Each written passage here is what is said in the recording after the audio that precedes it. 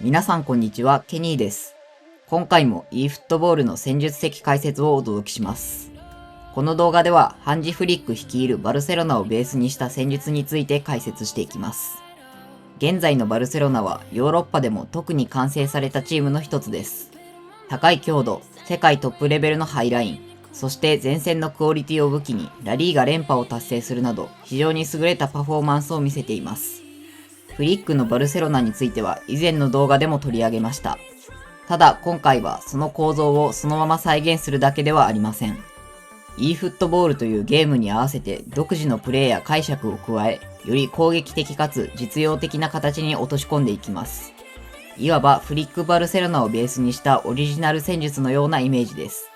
ではまずこの戦術がどのような構造になっているのか、その概要から解説していきます。基本的なシステムは昨シーズンから変わっていません。初期配置は 4-2-3-1 です。この形から左ウィングが内側に入ってより攻撃的に振る舞い、その分左サイドバックが高い位置に進出し幅を取ります。一方で右サイドでは右サイドバックがバランスを取る立ち位置で3バック気味の形を形成。そして右ウィングが幅を取り、そこからドリブルを仕掛けます。このシステムでボール保持をベースにしながらも縦に速い攻撃を成立させているのが特徴です。さらに極端なハイラインによって相手を押し込み続けるスタイルは今のバルセロナの象徴になっています。そして今回はここに e フットボールならではの要素を組み合わせていきます。まず一つ目がチームスタイルです。今回はショートカウンターを使用します。これによってバルセロナ特有のハイラインや切り替えの速さを可能な限り再現します。ポゼッションのチームスタイルよりもボール保持は難しくなりますが、その分フリックのバルセロナらしいダイナミックな展開を作ることができます。そして2つ目がブレイクスルーパス A の活用です。これは OMF に配置したチャンスメーカーが敵陣でボールを持った時、センターフォワードのラインブレイカーが裏へ抜ける動きをするリンクアップです。さらに今回はこのリンクアップを設定した上で、センターフォワードには選手指示でディフェンシブを設定します。これによってラインブレイカーでありながら通常時は裏へ抜けず後ろ向きでボールを受けようとします。そして敵陣で OMF のチャンスメーカーがボールを持った瞬間だけリンクアップが発動し一気に裏へ飛び出します。この形によってセンターフォワードもプレーに関与することができ、ボール保持の安定感とフィニッシュの鋭さを両立します。以上が今回の戦術の概要です。では続いて今回使用するスカットを解説していきます。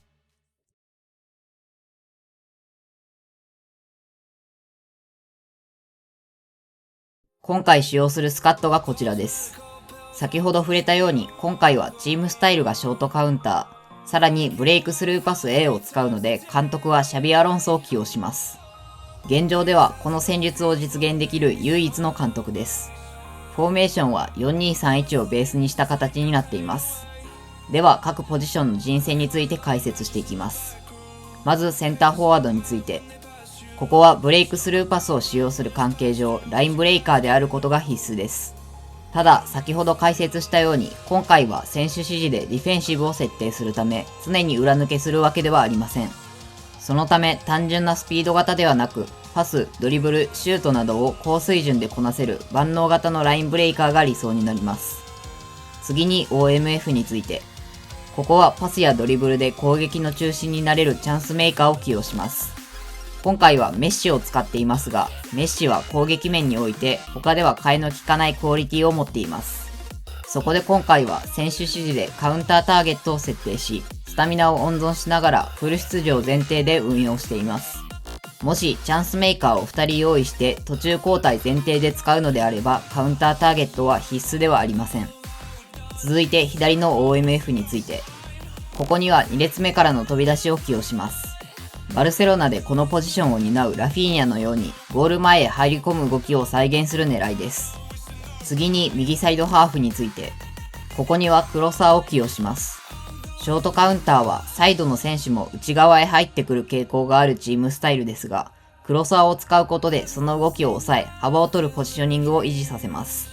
ヤマルのようにサイドからのドリブルで局面を打開していくイメージです。続いて2ボランチについて。ここには片方にはアンカーを配置します。ショートカウンターは選手の動き出しが多くなるため、静的なプレースタイルを置くことでチーム全体のバランスを維持します。そしてもう片方は CMF でボックス2ボックスを起用します。これはペドリのプレーをイメージした起用です。ショートカウンターでありながらボックス2ボックスを使うことでペドリのようにビルドアップからフィニッシュまで幅広くプレーに関与することができます。次に左サイドバックについて、ここは攻撃的サイドバックを起用し、さらに選手指示でオフェンシブを設定します。左サイドで高い位置を取り幅を確保する役割です。一方で右サイドバックはセンターバック起用でビルドアップの選手を配置します。2センターバックとともに3バックを形成しながらビルドアップのプレースタイルによって攻撃をサポートする狙いです。最後にセンターバックについて、今回はショートカウンターによる高いライン設定になるため、その背後をカバーできるスピードのある選手が理想になります。以上が今回のスカット解説です。では続いてこれらの選手がどのように機能するのか、試合でのプレーを解説していきます。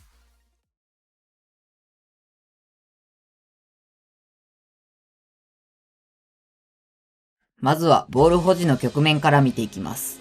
通常であれば3バックでボールを循環させながらビルドアップを開始する形になります。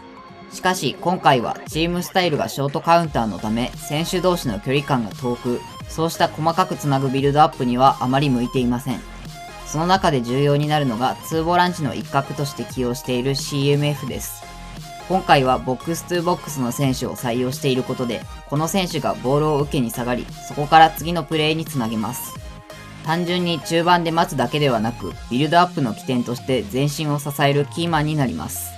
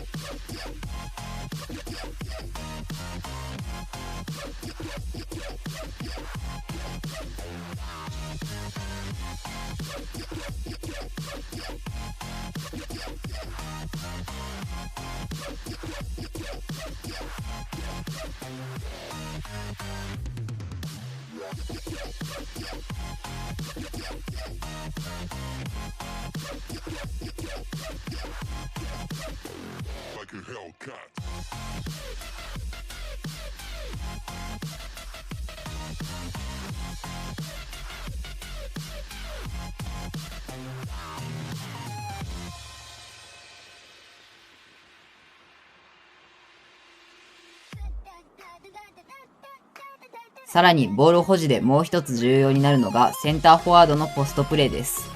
今回はセンターフォワードにディフェンシブを設定しているため縦パスを当てやすくなり、そこでボールキープすることで後方の選手が上がる時間を確保できます。ショートカウンターのボール保持の難しさをこのポストプレーによって補いながら前進していく形になります。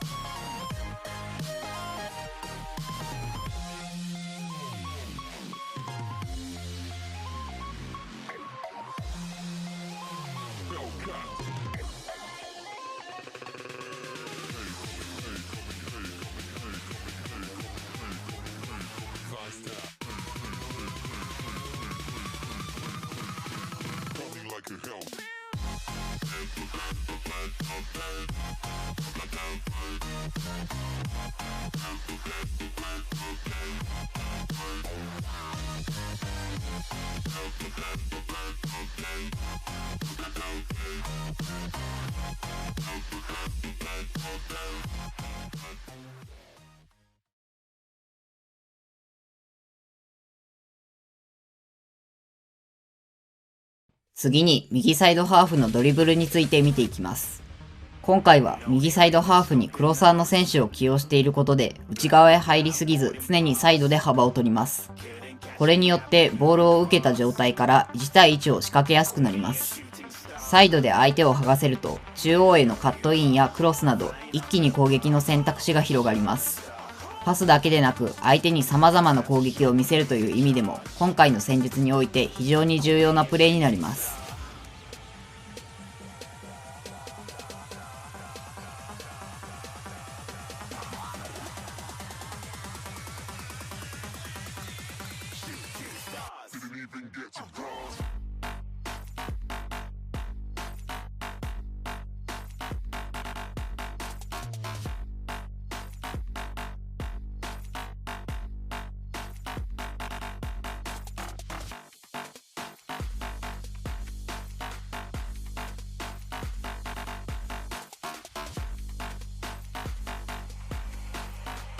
At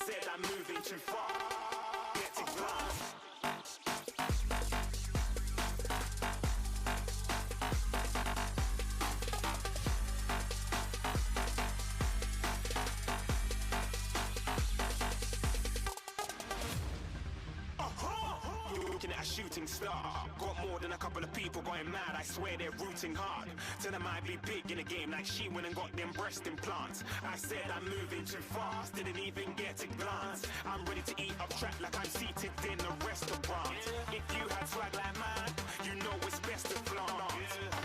We aren't hating because you aren't shining like it's neon. Rock like kings of Leon.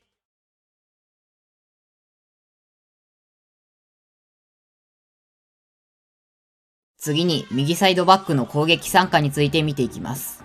今回は右サイドバックをセンターバック起用にしているため、基本的には3バックの一角として後方から攻撃をサポートする役割になります。ただそこからパス&ゴーで走らせることで右サイドバックを得点に関与させることができます。実際のバルセロナでもクンデがヤマルとのコンビネーションによって右サイドを突破する場面が非常に多く、今回はその形を意識しています。さらにチームスタイルでショートカウンターを使用していることもあり、頻度は多くないもののパス&ゴーを使わなくても自発的に攻撃参加する場面も見られます。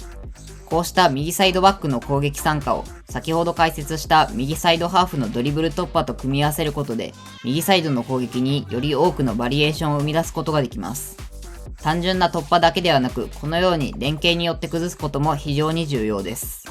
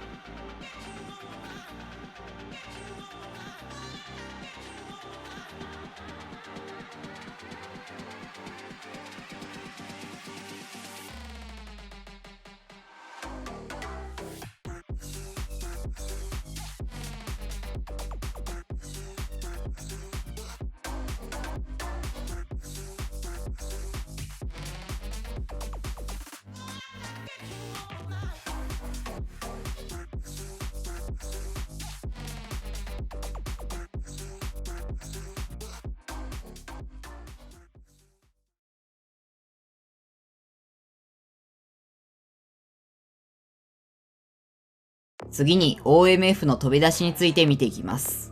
今回はセンターフォワードにディフェンシブを設定しているため、ボール保持が安定する代わりに攻撃の推進力が失われます。その中で重要になるのがトップ下の OMF です。特にカウンターの局面では、この選手が前線へ飛び出すことでチャンスにつなげます。今回はチームスタイルがショートカウンターということもあり、このプレーには十分な再現性があります。ボール保持と速攻、この両方を切り替えながら使い分けることが今回の戦術を機能させる大きなポイントです。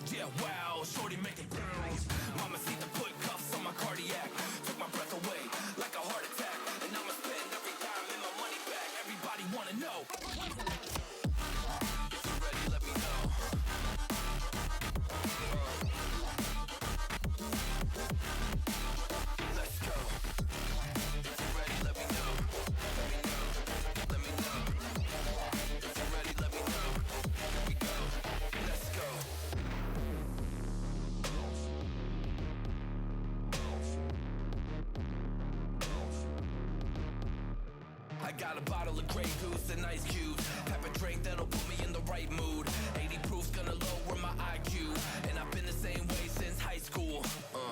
I look shorty right in her brown eyes. She about to take a trip to Cloud 9. I'm the man, baby. I get the crowd hype. I turn the cadence of a hook into a soundbite. Here we go, it's about to go down. Let me know.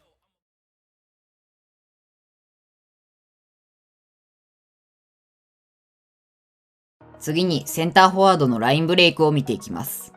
最初に解説したように、今回はブレイクスルーパス A のリンクアップによって、敵陣でトップ下の OMF がボールを持った時だけセンターフォワードが裏へ抜ける動きが発生します。この OMF からセンターフォワードへのスルーパスがフィニッシュでまず最初に狙うべき形です。そのために重要になるのが OMF をどれだけフリーで前を向かせられるかです。無理に縦を急ぐのではなく、一度サイドや後方を使いながら相手を動かし、状況を整えることがポイントになります。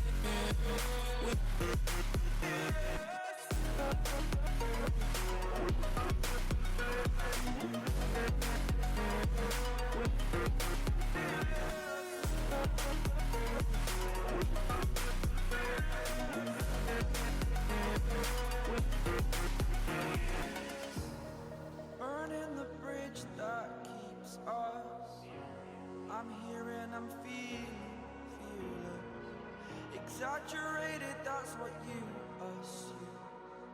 The story's over now, I must conclude. I am conflicted, watching where I step still, hanging in the balance, not the life I want to live. I want to take it all, standing tall, fear I weighed the person you are. Oh, break out, I've got to see.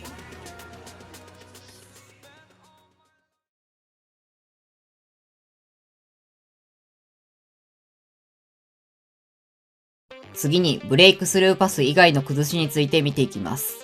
今回の戦術ではパス&ゴーを使った崩しも非常に重要になります。ゴール前でのゆっくりとしたボール保持から一気にパス&ゴーで攻撃のスイッチを入れることで相手の守備を置き去りにすることができます。特に今回のセンターフォワードはディフェンシブとブレイクスルーパス A の組み合わせによって基本的には OMF がボールを持った時しか自発的な裏抜けを行いません。しかしパス&ゴーを使えば自分のタイミングで自由に裏へ走らせることができます。そのため今回の戦術では単純に AI の動きに任せるだけではなく自分でパス&ゴーを使いながら攻撃に変化を加えることが非常に重要です。特にゴール前ではこの操作によって一気に局面を動かせるかどうかが得点力を大きく左右します。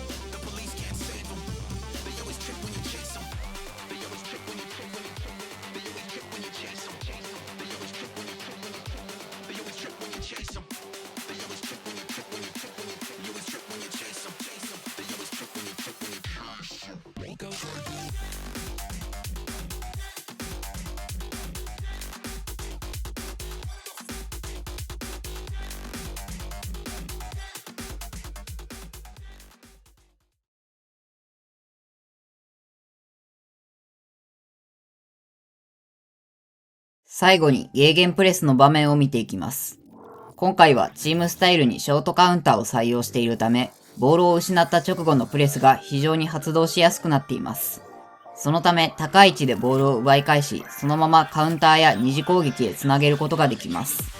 もちろん現実のバルセロナのような極端なハイラインや細かく連動したプレッシングを e フットボールで完璧に再現することはできません。ただ今回の戦術ではショートカウンターによる高いライン設定を利用することで陣形全体を圧縮するというコンセプト自体は十分に再現できます。もちろんプレスを回避された時のリスクはありますが、相手を押し込み続ける今回の戦術において非常に重要なプレーになります。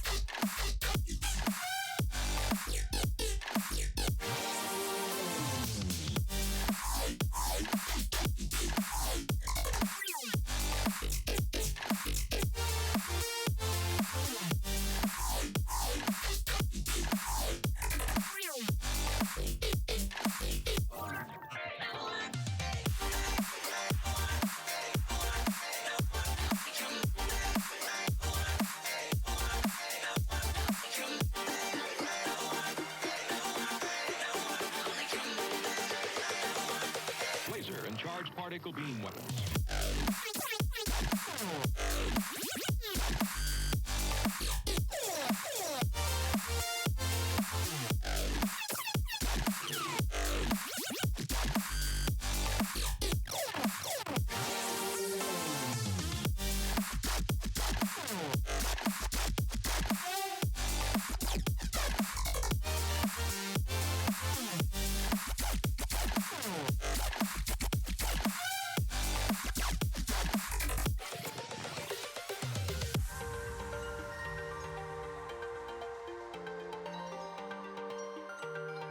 以上がハンジフリックのバルセロナをベースにした戦術の解説になります。